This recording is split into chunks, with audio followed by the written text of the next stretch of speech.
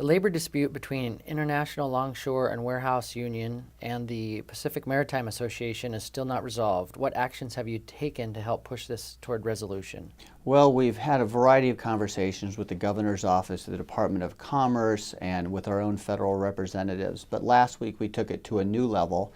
I signed a letter to the President of the United States asking him to get involved, and I'm working with some colleagues to introduce a joint memorial resolution in the House so that it would be an official letter from the entire House of Representatives to the President. We're hoping that will give it a little bit more weight and that he will get involved. This slowdown is just devastating the farmers in our district, whether they be apple growers, wheat growers, hay brokers. Nothing's getting out. It's sitting on the dock, and it's just hurting employment and tax revenue, and nobody's winning here. And we desperately need the federal government and maybe the President of the United States to get involved to solve this problem.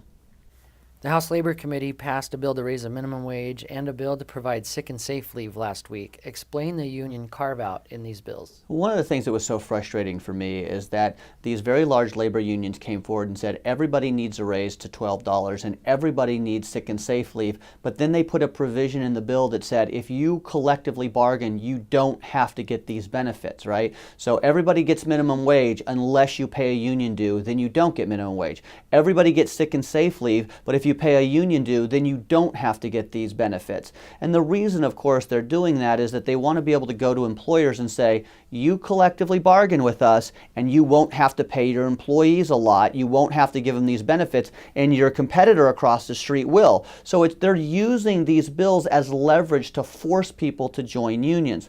I've dropped a bill that says, if you pass a minimum wage bill, everybody gets minimum wage. If you pass a sick and safe leave, everybody gets sick and safe leave, but not this sick and safe leave for some but not others, minimum wage laws for some but not others.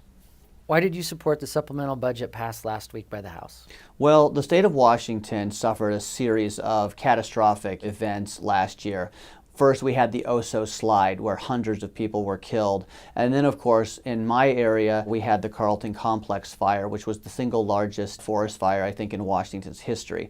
Those disasters cost millions and millions of dollars. We needed to pay for the firefighting. We needed to pay those rescuers. So we tried a budget where we don't have to have supplemental budgets, but nobody can predict slides and fires, and I felt it was the right thing to do.